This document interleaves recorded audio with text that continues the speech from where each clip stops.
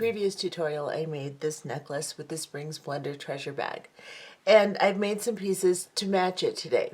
However, you do not have to have the treasure bag to do these projects. These are done with very basic techniques and very basic materials, and you can substitute these beads for anything you have in your stash. So, with that being said, I'm going to show you what this looks like. So you've seen the necklace already in the previous tutorial. I'm going to make this little ring today, and these earrings. Let me get you closer so you can actually see them. These little earrings are really cute, just really simple. And this is the ring, so you can see it closer upper. And then I'll take this off so you can see it. That's the ring. And let me see if I can put this bracelet on really quick so you can see what it looks like on too. And then we will go ahead and look at, I'll actually do the materials before each project. So before I do the bracelet, I'll show you what I'm going to use and give you ideas for substitutions if you don't have the treasure bag. And then I will show you before the ring and before the earrings exactly what we're going to use for each tutorial. So this is what the bracelet looks like on. Let me get it backed up. It's kind of hard to show you. These dangle down really cute, but you know, the angle of my camera. But this is what this looks like. Here's the clasping. Just really adorable, really whimsical. So that's what we're going to do today. And stay tuned and we'll start the bracelet first. Okay, for the bracelet we're making today, we will be using beads that are found in the Spring Splendor treasure bag. However, these are very basic techniques, very basic size beads, so you can use most anything you have on hand to do this project. Do not feel left out if you did not get a treasure bag. So what we're going to use from the treasure bag, or we're going to use 3 of the 10mm round frosted swirl beads that you have in there. You can use anything round that's of a decent size to be your focal beads on here. So you could use a gemstone, you could use whatever you would like. These are 10mm round.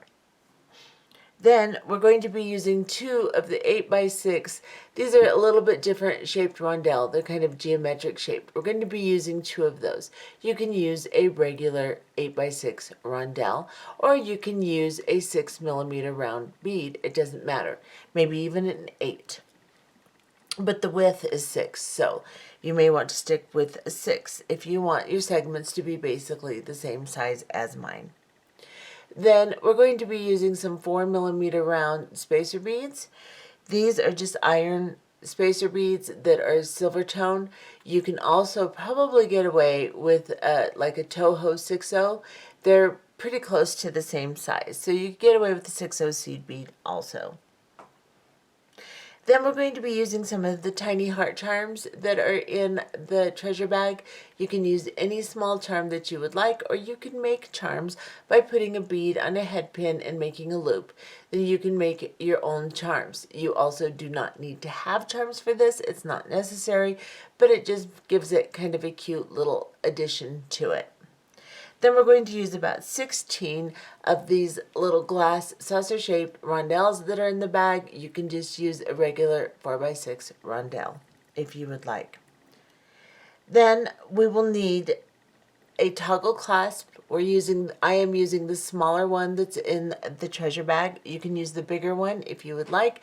However, it's going to add some length to your bracelet. So if you need it to be a little bigger, that's a good idea. If you don't, that's not a good idea.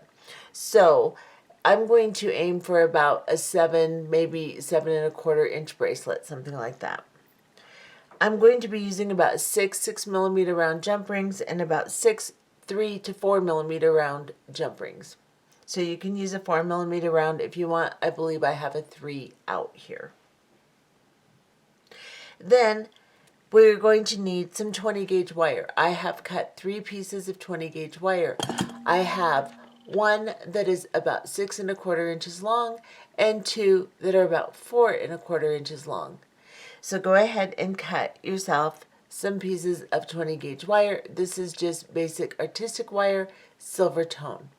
And let's go ahead and get started with this project. Oh, and of course you will need an flush cutter, flat nose, round nose, a chain nose would be good too, and pliers. And if you have the nylon nose pliers, that is what you're going to need. Let's get started. To start this project, we're going to make the middle component first. So what I've done is I've laid out my beads the way I want my middle component to look. So I want in the very center my 10 millimeter round bead, and then 4 millimeter rounds on either side. And then my larger 8x6 rondelle beads on either side, and then 4 millimeter spacer beads on either side of those, and then 2 of my little rondelles, and then 2 more spacer beads, 1 on either side. Then I'm going to use my longer piece of wire. So my 6 1/4 inch piece, that's the one that I want to use. I'm going to take my nylon nose pliers, or you can use your fingers. Mine already came off the spool, kind of curved, but I want to straighten and gently curve it again. So I'm just going to gently curve and straighten my wire. You can do it with your fingers too. And that's what I have. Now, of course, we can adjust the curve in the wire more as we make our component and put it on our wrist and see how we want to adjust it. But this is basically good enough for now. Now, we're going to take this wire and we have to prepare one end of it. So let me get you in camera, or get me in camera a little bit better here. And then I am going to grab my round nose pliers, and I'm going to place them about 1 inch down on the wire. And then I'm holding my pliers parallel to my bead mat. So it's horizontal. So I'm going to bend this extra piece of wire over the bottom, or the one that's away from me, the side of the plier that's away from me. So I'm just going to bend this over about 1 inch down. And I'm not going very far down on my pliers because I want to make a fairly small loop. Now, once I have done that, then I'm going to turn my wrist so that now my pliers are vertical to the bead mat, like this. And then I'm going to take this extra piece and I'm going to wrap it over that top part of the plier, and then I'm going to turn my wrist at the same time to make it parallel to the bead mat again. And now I have a loop in my wire, like this. Get you a little closer so you can see it. Now I'm going to take my flat nose pliers. I'm going to switch hands, so I'm going to turn this over so that my pliers are in my left hand. And then I'm going to move that little wire parallel to the pliers now. So it's just right the same angle as the pliers. And then I'm going to take my chain nose pliers and I'm going to begin to wrap this excess piece of wire around the longer piece of wire. And I'm going to coil it twice. So that's 1 full coil there. And then I'm going to go all the way around and make another full coil. Just like that. Now, let me get you close again. This is where we're at. So I'm going to take my flush cutters and I'm going to go as close as I can to those coils, and I am going to cut that little piece off, just like that. Then I'm going to take my little chain nose pliers and I'm going to tuck in this little guy here, just like that. Now, I am going to put my beads on here, and then I can curve it a little bit more because my main part of my curve is a little bit further down the wire than I probably need it. But I can curve it a little bit more here and then shape it a little bit as I see how my beads go on. So I'm going to start by just threading on my layout. So I'll put on my spacer bead, my rondelles, and then my spacer bead, and my other rondelle, and just continue putting these on here. It would be nice if this was flush cut. I could pick up my beads easier. Let me flush cut that a little bit. And then my big bead. And let me back off just a little bit. That's a little bit obnoxious there. And spacer bead. So I'm just following my layout that I showed you.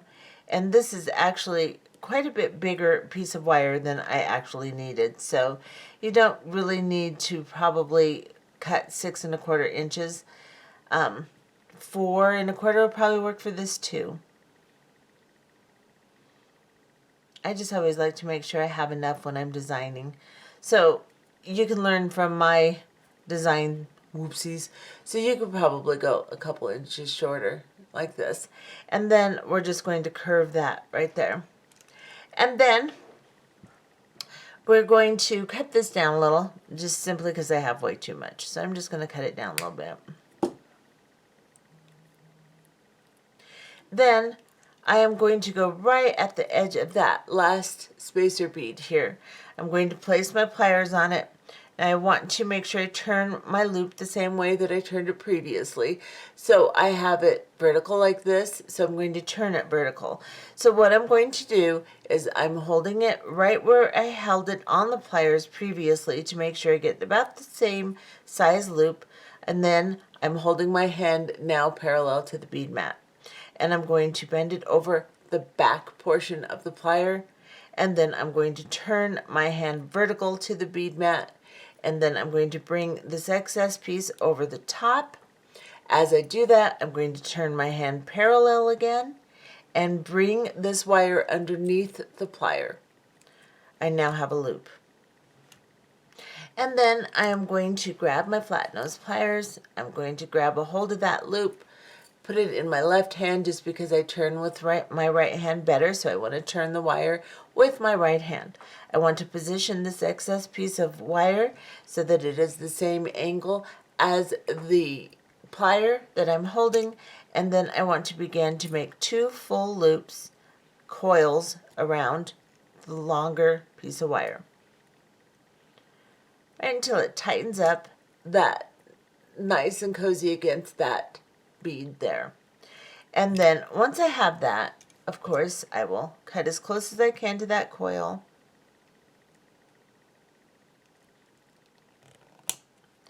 And then I will just take my chain nose pliers and just very gently push that in. So now this is what I have.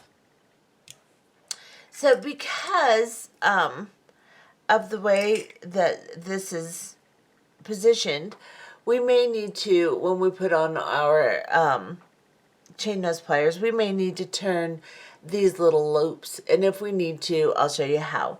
But I'm just designing, so I'm not really sure how I want to do this just yet. I think it's fine the way it is at this point, but I just want to make sure. So let's go ahead and make our next 2 components. So what we'll do is we'll have a component here and here. And these components will be even a little bit shorter than this one, so I may have too much wire again, but that's okay. At least I have enough to design with. So what we're going to do now is we're going to lay out our next component. And my component is going to be a 4mm round, 2 rondelles, and a round, the 10mm round, and then 2 rondelles, and a 4mm round. That is going to be my next component. So what I will do is I will take these, and like I did before, I'll just kind of straighten them out and gently curve them a little bit. And then I will take my plier, go about 1 inch down on the wire, make sure that I'm positioned about the same place that I was positioned previously for this unit, so I get about the same size loop, right about there. And then I'm going to place my hand parallel to the bead mat, bend that over the part of the plier that's away from you, and then turn your wrist vertical, and then bring the wire over the top of the plier, just like this. As you do this, turn your wrist parallel again, so that it just brings that wire underneath nice and neat like that. And then I didn't quite turn it all the way. So let me turn it some more. Then I'm going to grab a hold of my pliers. And if you bend your loop up a little bit like I did, just go ahead and straighten it out with your your flat nose pliers. I'm going to hold on to that loop, bring this side the same angle as the pliers, just like this, and coil. So I'm going to coil 2 full coils.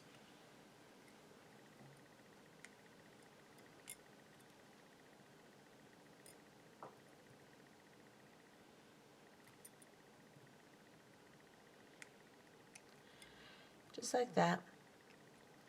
And then, let me get you closer. And then I'm going to cut this really close to the coil.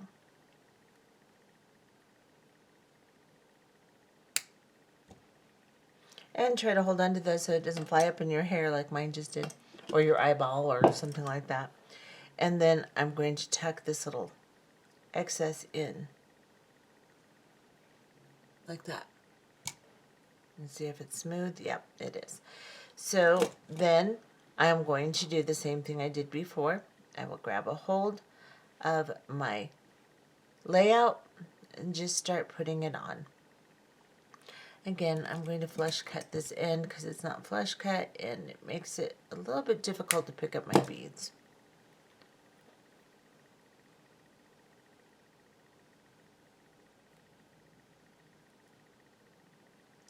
Once you have your layout already ready, you can just grab a hold of your beads and put them on here. And again, we do have too much wire, but that's okay. You'll know as you cut yours, just, you know, to go a little bit shorter than I did.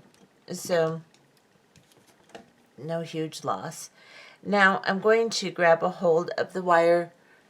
I'm going to make sure that I turn my loop the same way I turned this one. So I want to make sure that I turn it up and down instead of flat.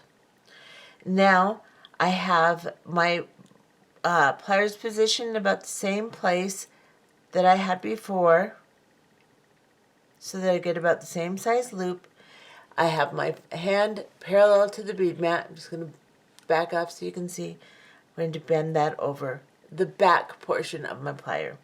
Then I'm going to turn my wrist parallel, or excuse me, vertical to the bead mat, and bring this long part of the wire over the top. As I do that, I will turn my hand parallel to the bead mat and bring the wire underneath the plier, like this. Now we are going to grab a hold of the loop, get you a little closer. I'm going to switch hands. I'm going to position this so that my wire that's excess is at the same angle of my plier I'm holding onto, and then I'm going to take 2 full coils. One, make sure you stack the second one on top of the first one, and that should tighten perfectly, just like that. And then cut very close to your bead. Tuck in your tail.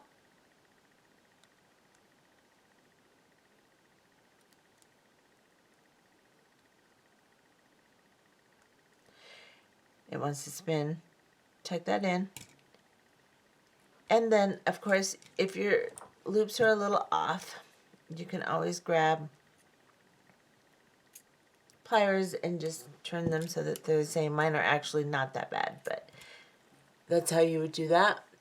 And go ahead and make one more of these units and we'll be back. Okay, so as you can see, I have made my third component and I have them all laying out. Now, when I made these, I made it to where the loops were kind of flat, flush against the bead mat. I have decided the way I want to hook them together, they would serve better if they were vertical. So what I'm going to do is I'm going to grab a plier on either side and I'm just going to turn these loops so that they are vertical. So I'll turn that side, then I'll turn this side, And then I'll do it again. This is a longer, usually you can do it just fine if it's short, but this is a longer guy here, so it's taking me a little bit more to turn them. But I can turn them so that now they are laying up and down instead of flat.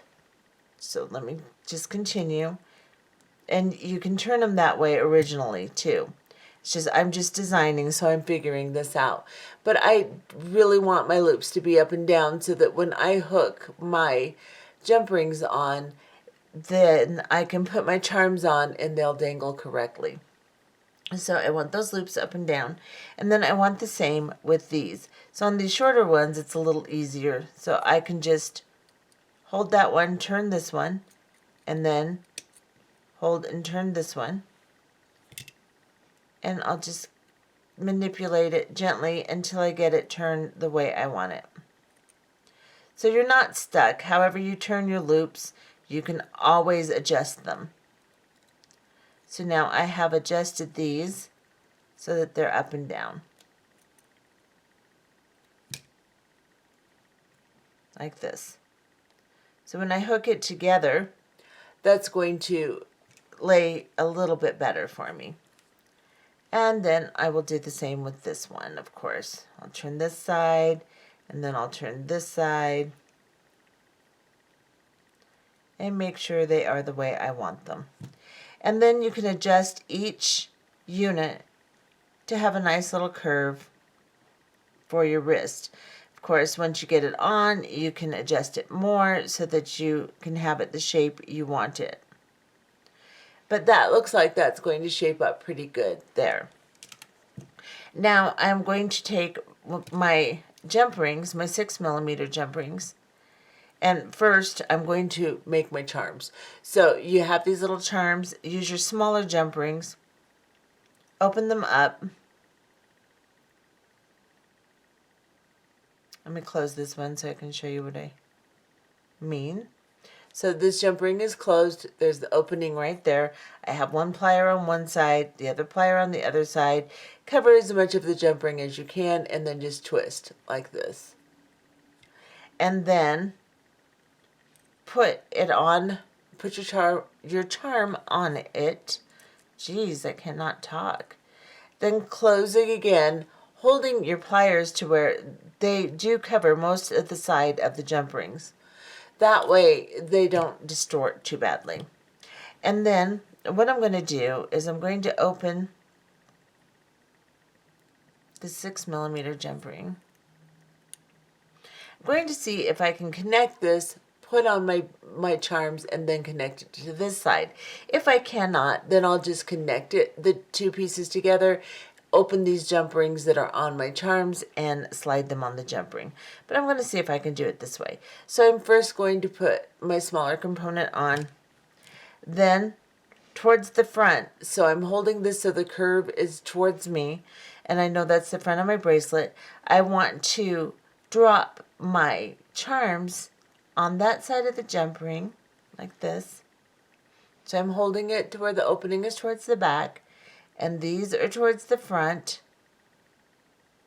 And then I want to make sure my component, the curve of it is correct too. Drop it on, and then I'm going to grab the jump ring, try to position my pliers. It's a little harder now because I have all kinds of stuff on my jump ring, and I am going to try to close it. Now, like I said, it might be easier to just close it first and then put on all your components, but you know, I have to make it difficult for myself here. See if I can do this.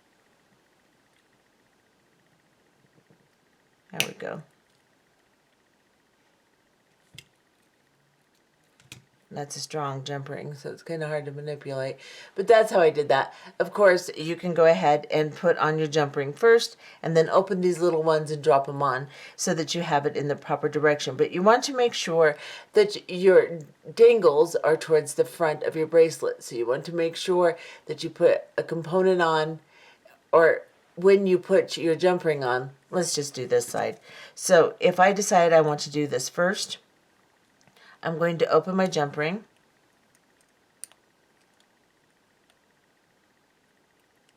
Then I'm going to slide it on this one, making sure this one's the proper direction. I'm going to put it on, grab a hold of the jump ring. Come on, you. There we go. And close it.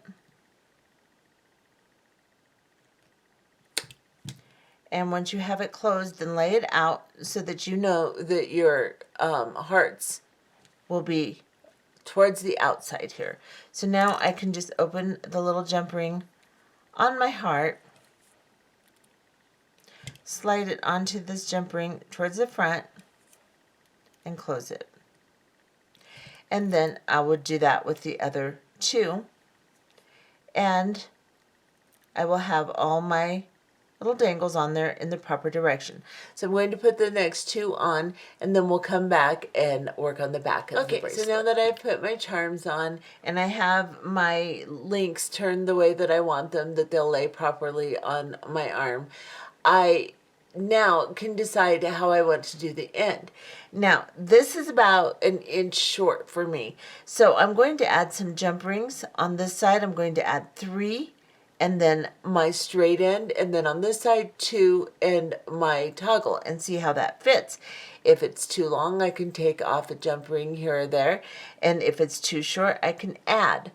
Now, if you have a very, very small wrist, this is probably about 6 inches the way it is, and you can just add your toggle on.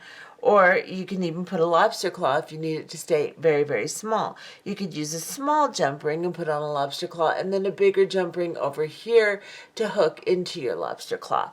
Or you can use smaller jump rings to put on your toggle. Either way, you're going to get a smaller bracelet. If you want a bigger bracelet, then you use your bigger jump rings, and you just use as many of them as you need so that you can get the length that you need. Now, you want more length on this side than this side so that it'll pass through your toggle here. So I'm going to put 3 on this side and then 1 or 2 on this side and see if that gives me the length I want. It may give me too much, but it's a good, maybe more than 1 inch short right now. So let me see. Yeah, it's a little over, it's a little over 1 inch there.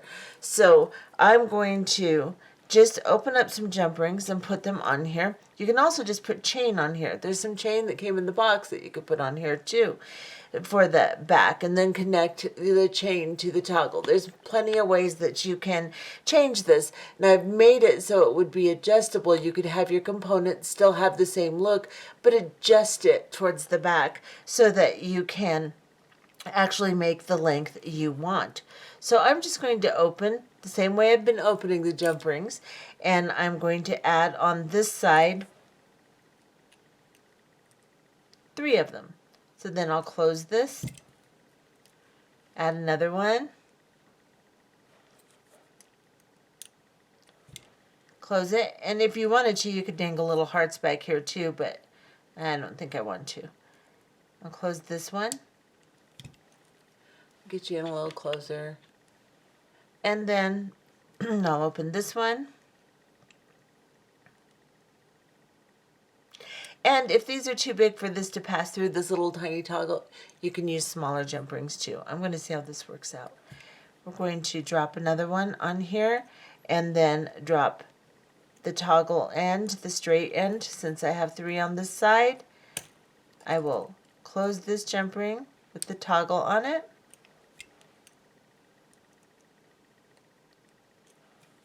These are really tough jump rings. I like really heavy jump rings to know that they're not going to open when I finish my pieces, but they can be kind of difficult to work with. So this is what I've got right here. And then on this side, excuse me, I will do the same thing and attach 2 of them. So I just dropped that jump ring on there. It's not closed tight, but it's on there. Then I'll close this one tightly, hopefully.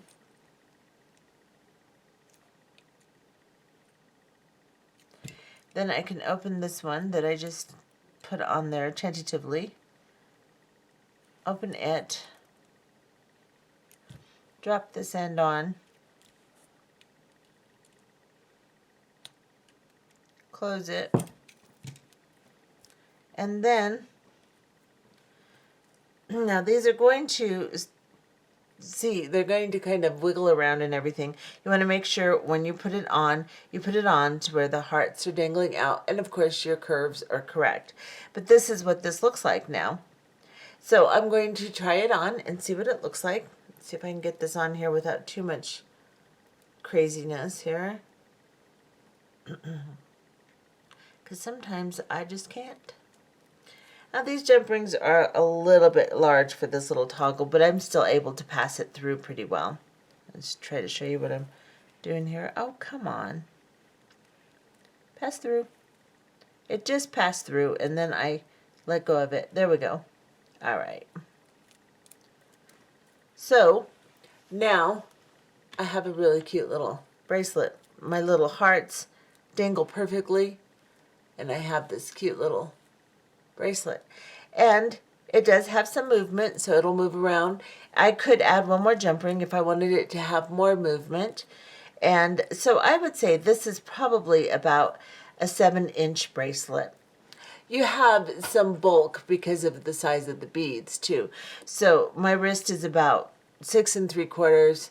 It used to be 6 1/2, but I got fat, so it's not anymore. So it's closer to, this is close to a 7-inch bracelet. I like it to be about 7 1/4, so it moves around a lot. So I could add another jump ring or whatever I wanted to make it actually fit the way I want it to. I can adjust the units, but it's very adjustable in the back here.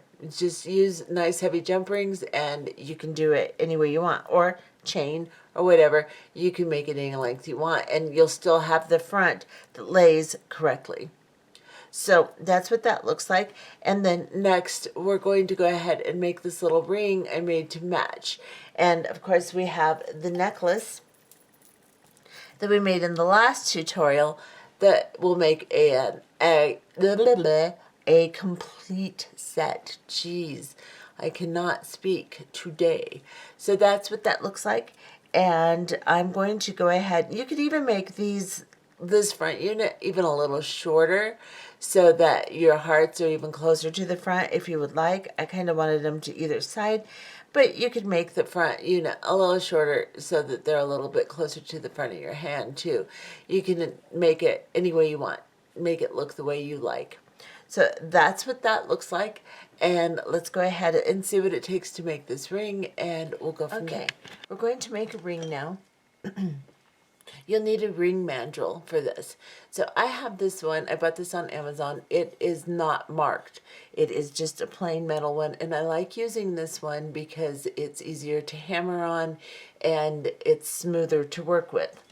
You can get something like this that have the measurements of the ring. This one has both UK and US measurements. So on one side it has numbers, on the other side it has letters. And you can use something like this also. But what I like to do with this smooth one is I like to just get a ring for the finger or the size that I want to make. Say you have a size 7 ring or something, and I just slide it on here. And for this one, it doesn't shrink a lot because we're not doing a lot of wrapping. So I just marked a little bit below it so that I know that's where I need to wrap my wire around. Now, if it had a lot of wrapping and there was going to be a lot of shrinkage, I would make the line even lower. But I'm just giving myself a little bit of room. So I'll probably go right beneath this little mark. Otherwise, you can just go on your measurement and go about a half a size bigger. Maybe not quite a half a size. And it depends on how much shrinkage you get. So with this one, we don't get a whole lot. You're going to need some 20 gauge wire. This is artistic wire again, silver tone. And I have one of the little rondelles that came in the treasure bag. So what I'm going to do is I have my 14 inches of wire, and I'm just going to make sure that it's pretty smooth. This one isn't too wrinkly or anything. I'm not worried about really straightening out the curve in it. That's okay. I just want to make sure the wire is nice and smooth. And also, when you work it a little bit, it kind of hardens it a little bit, stiffens it up just a little bit. So I just kind of run it over my wire a little bit. Like I said, I'm not really concerned about straightening it out too much. Then I'm going to take my little rondelle and I'm going to drop it on this wire. And then I'm going to put the two ends of the wire together, just like this. Then I'm going to grab this rondelle and center it the best I can and just kind of pull the wire down like this, pushing down on my rondelle. And then I am just going to squeeze that wire together so that my rondelle is centered on it. Now you can get it a little sideways. You can see how I got mine a little sideways here. I'm just going to open it back up a little bit and try to center it a little better. Squeeze the wire down until I get it to where it's not really crooked or anything. So you want it to look pretty straight like this. And then I'm just going to take my flat nose pliers and I'm going to place it right at the edge of the bead here, just like this. And I'm just going to bend this one out. And that's what you should have, just like that. Get you in even a little closer. And then I'm going to take this one and I'm going to put it, see, I'm just going like a millimeter above where the wire goes into the hole.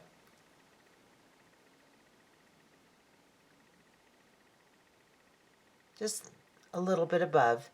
And then I'm just bringing the wire out like this.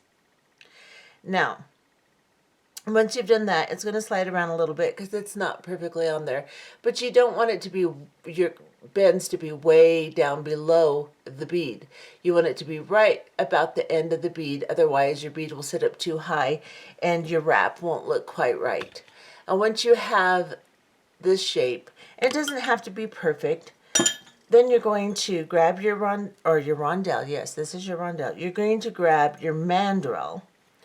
And I just put my thumb on my bead and put it a little bit below my mark, right at my mark pretty much, and just wrap the wire behind it. Bring one wire, make sure you're not crossing them. I'm going to bring this wire over the top and then this wire over the bottom of the bead. That way, as you can see on the back, my wires are not crossed. They're laying next to each other. Then I'm just going to try to center it over my mark a little bit here. And I'm going to pull my wires while holding on to the back of the mandrel here. Just like this. I'm going to scoot them together, make them look nice, like this. And then I'm going to bring this wire that's coming over the top down and around the bead, just like this.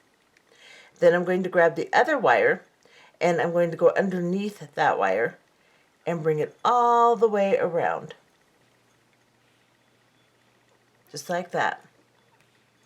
Then I'll take this top wire, I'm going to go back up to my mark here, try to get this as tight as I can. It likes to move around. It's very difficult not to move around. Then I'm going to take this wire and go underneath that one, and then take this wire and go kind of to the top, and then take this wire, go to the bottom, take this wire, kind of go in between.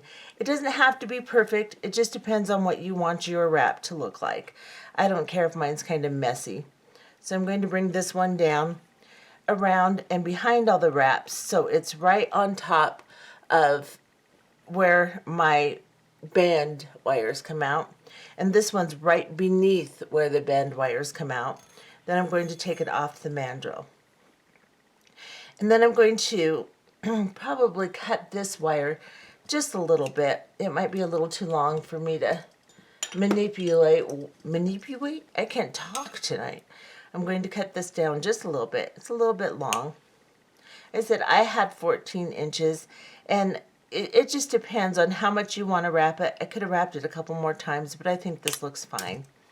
I've cut them down to where there's a little, around an inch, maybe a little more than an inch here. Then I'm going to take this wire and I'm going to bring it around while pushing it up towards the wrap on the top here. And then just wrap it around one time pretty tightly here. Let me get my chain nose.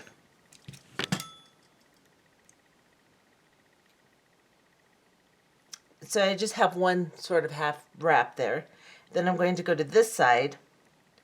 I'm going to bring it over the top of the wires, through the band, and pull it really tight. Then I like to take them and scoot them up towards the band, or towards the top of the ring, and then continue to wrap. I'll wrap this side another time, and I'm pulling it pretty tightly so that I draw the ring together pretty well. I'm going to put it back on my mandrel and straighten out my band a little bit because I've got them crossed a little, so I'm going to straighten my band back out and cross them just like that. So if they start to cross or do anything weird, just put it back on the mandrel, take it off, and finish my wrap on this side. It's just a matter of playing with it, really. You don't have to be real precise with these. They're just a real simple, just kind of messy wrap. I just push my wraps up. My band is getting weird again. I'll put it back on here.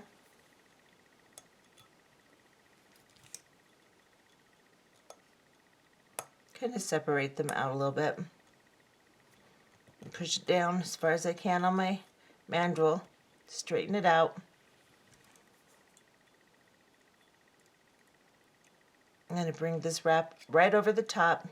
Bring this wrap over the top. And a lot of people bring it into the inside and cut it, but I find that that is really uncomfortable because it's always difficult to really tuck those in perfectly nice if it's going to be against your skin.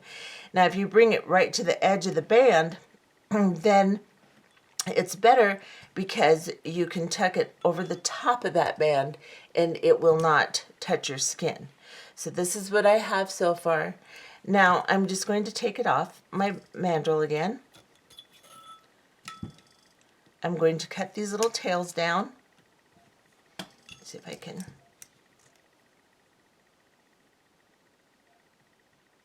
I'm going to cut it right at the edge here. And then I can grab my chain nose.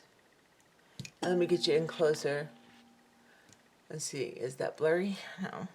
And then I can just kind of push it down and over the top like this, so it ends right on the top of the band. And then you have less of a chance of it poking you. Here, I'm going to cut real close again. Maybe even a little closer than that. And then I'm going to do the same thing.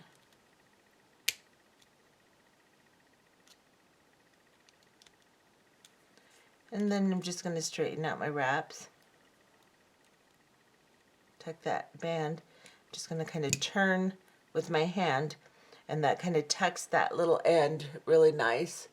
And then I'm going to put it back on my mandrel.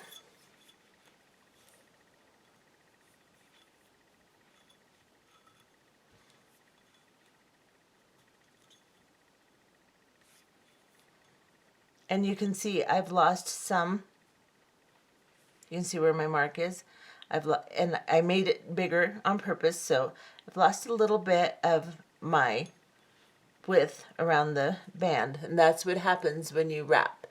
So I'm going to push this down so I can get it as tight as I can, neat as I can. And then if you would like, I like to straighten it out a little bit. Just tap it gently with my little hammer here, my little smooth jewelry hammer. I just can gently tap that band all the way around.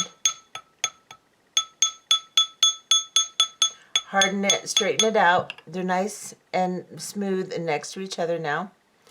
And then I can take this off and put it on. And it fits me just fine. Just like that.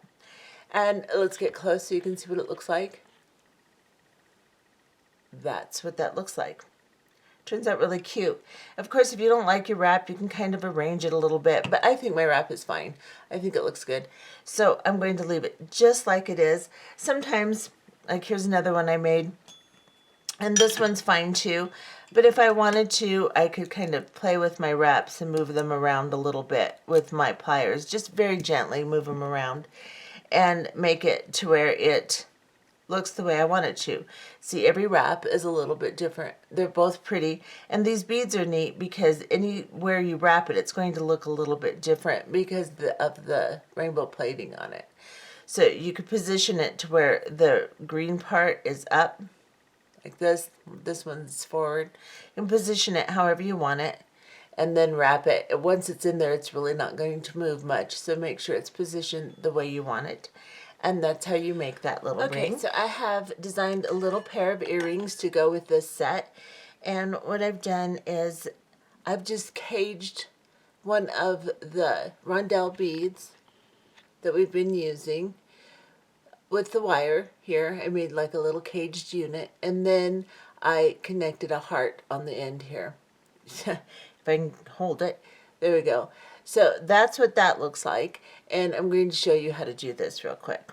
So I have 22 gauge wire, and I have about a 4-inch piece, and I'm using 22 because I'm doing a little bit different wire wrapping with this, and the 20 gauge is a little too heavy for it, this small of an earring here. You can try your 20, it'll probably work, but I'm using 22 gauge.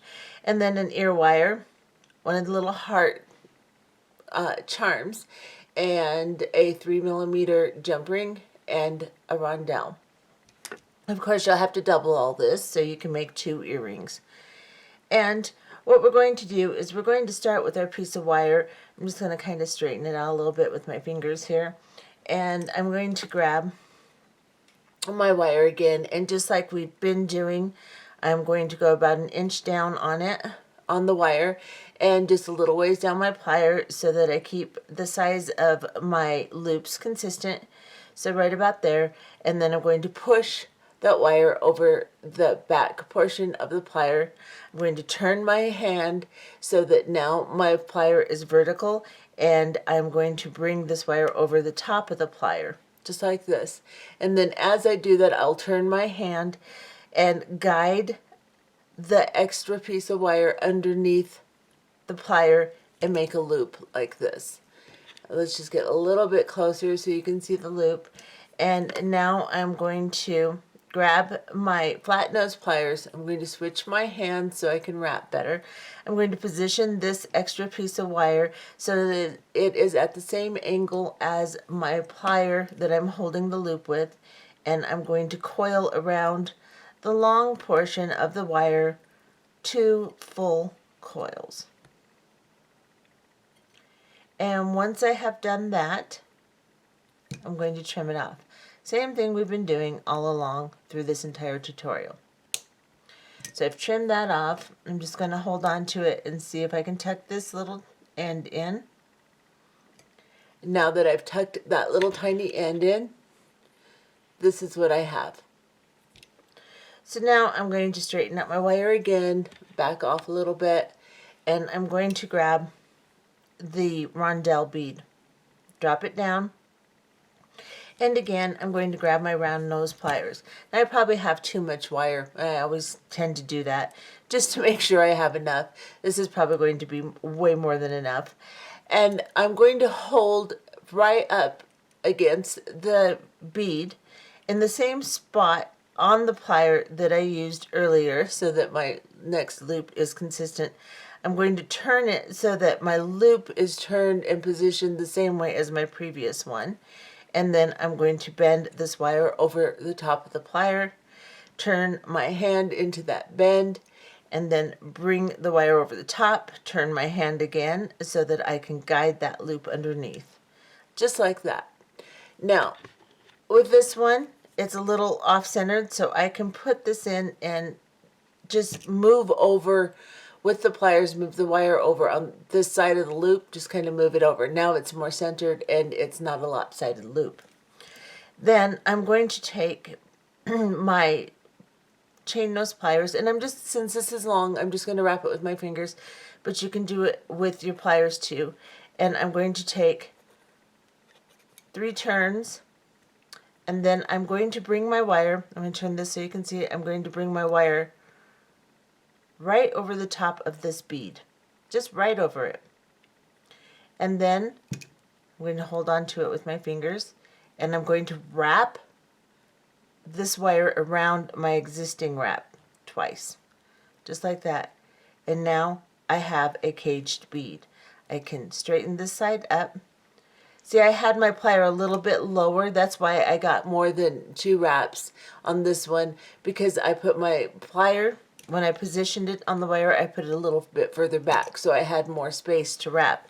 So my earrings won't be exactly the same, but just for the sake of showing you, that's how you do that.